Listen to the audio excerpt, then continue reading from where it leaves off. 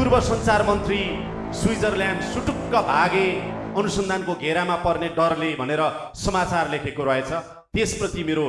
गहिरो खेद र दुःख व्यक्त गर्न चाहन्छु। सम्माननीय सभामुख महोदय,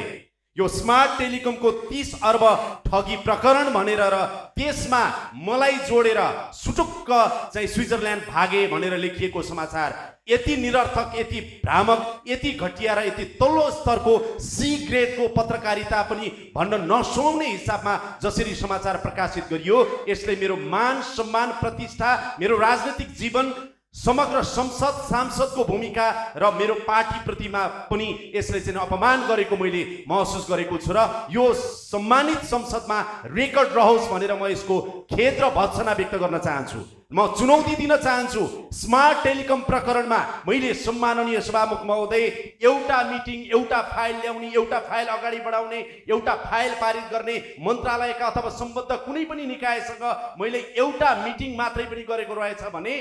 स्मार्ट टेलिकमको सन्दर्भमा घोटालाको त परै जाओस्, मिटिङ मात्रै गरेको रहेछ भने पनि मेरो सम्पूर्ण राजनीतिक जीवनबाट म सधैँका लागि बिदा लिन तयार हुन्छु।